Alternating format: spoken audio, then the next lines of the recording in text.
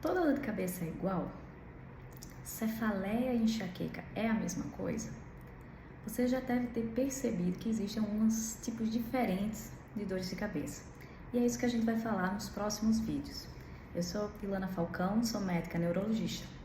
Então, o primeiro ponto é que sim, existem dores de cabeça diferentes, com tratamentos diferentes, e existem aquelas dores de cabeça que a gente fica preocupada, será que é uma coisa mais grave ou não?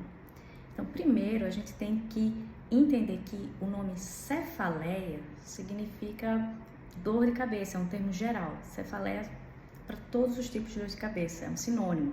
Cefaleia, dor de cabeça.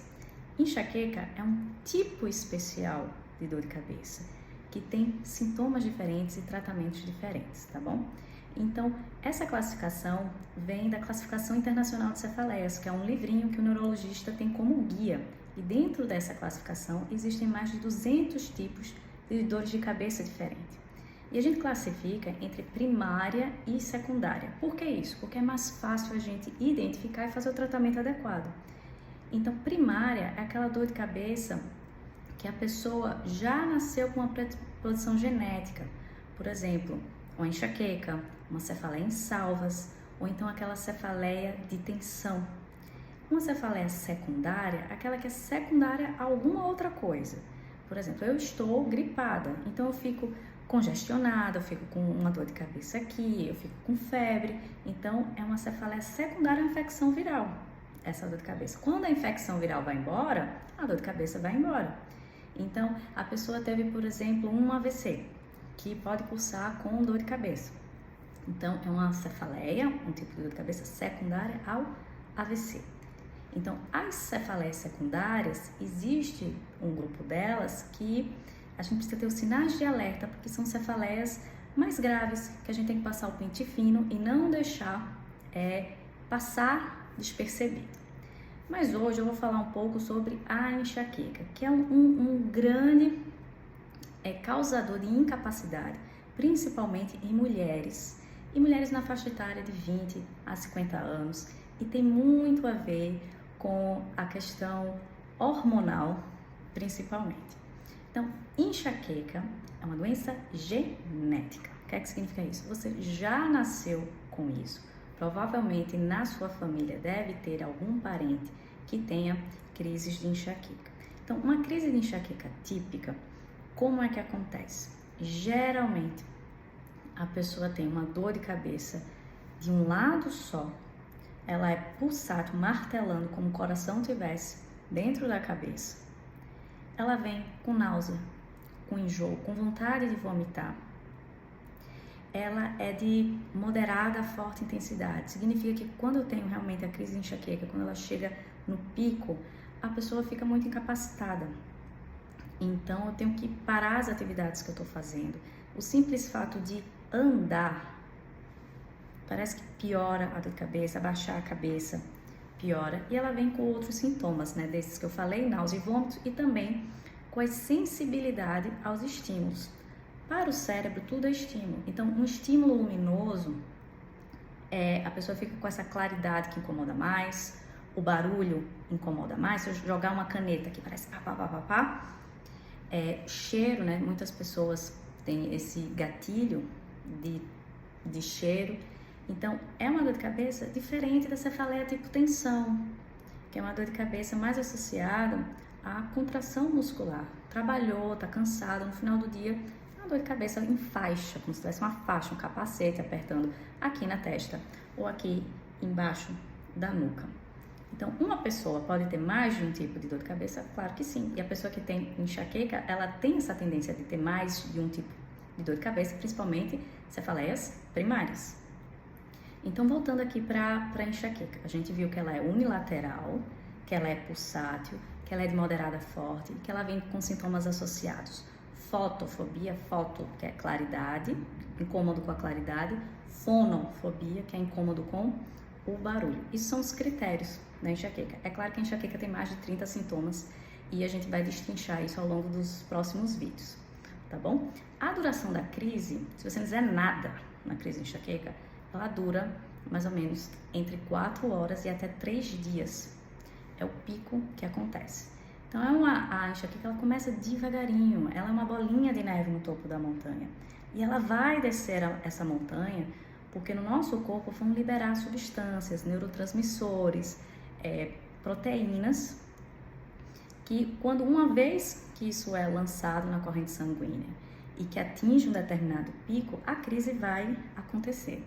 Então, o primeiro ponto aqui que eu quero deixar é, se você teve uma crise de enxaqueca, primeiro identificar o diagnóstico, né? Porque existem mais de 200 tipos de dor de cabeça diferentes. Identifiquei que eu tenho uma crise, eu tenho que fazer alguma coisa, tá? Eu não posso ficar parado olhando para o céu assim, vou esperar para ver se ela vai embora. Se for enxaqueca, ela não vai embora. Então, a gente tem uma janela de oportunidade aí de 1 a 1h30 para fazer alguma coisa. E fazer alguma coisa pode ser medicamentosa, de acordo com a conduta do teu médico, do neurologista que está te acompanhando, ou não medicamentosa, se a crise está no comecinho, se ela está leve ainda, eu tenho opções para fazer algo não medicamentoso. Como assim não medicamentoso, né?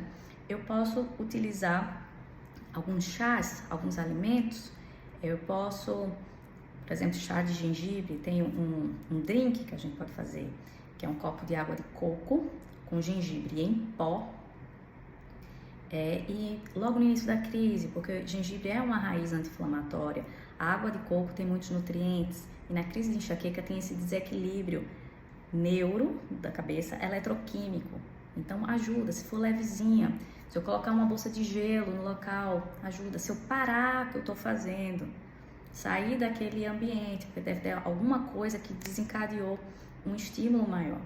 Então, primeiro você entender que a enxaqueca, ela é um somatório. A gente fala muito de gatilhos, mas hoje em dia a gente tem outra nomenclatura. A gente fala assim de fatores de risco para desenvolver uma crise, e eles são acumulativos, tá? Eu dormi mal, o estilo de vida tem muito a ver, né? Eu dormi mal, eu me alimentei mal, eu tô com estresse, eu tive uma crise.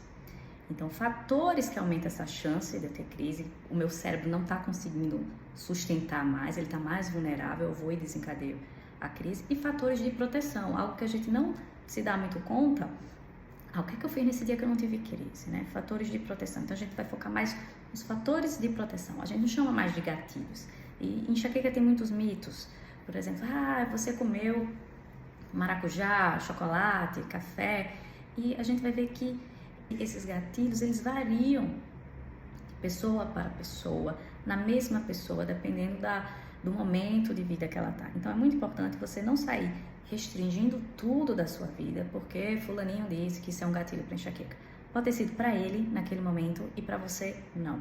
Por isso que é tão importante. O primeiro passo é tenha um diário de cefaleia. Para você ir para a consulta do seu médico, já tendo uma noção, né? Como aproveitar melhor a consulta com o neurologista, especialista em cefaleia. Você tem anotado, assim, olha, eu tive dor de cabeça 2, 3 vezes na semana durante esse mês, estava associado ao meu pico aqui de ovulação, ou perto da menstruação, ou nesse período aqui eu estava mais estressada com alguma coisa do trabalho. O que é que faz a dor de cabeça melhorar? Se eu ficar parada, se eu beber água, se eu tomar um tipo de analgésico, melhora? O que é que faz para a dor de cabeça piorar? Se eu continuar na minha atividade, por exemplo, se eu não dormir direito, esses fatores que estão em volta da sua crise de dor de cabeça é muito importante para o médico, para ele ir definindo os critérios de qual tipo de dor de cabeça é, se existe ali um fator de risco, um sinal de alerta para fazer uma investigação mais específica, com exames de sangue, ou exames de imagem, tomografia ou ressonância, ou exame do estudo dos vasos sanguíneos. Então, faça um diário, pega um calendáriozinho e vai anotando os dias que você teve crise e fatores associados. O que é que piora, o que é que melhora na dor de cabeça. Isso ajuda muito a você ter uma consulta médica mais eficaz. Nos próximos vídeos a gente vai falar um pouquinho mais sobre o tratamento da enxaqueca. Vejo vocês. Até lá!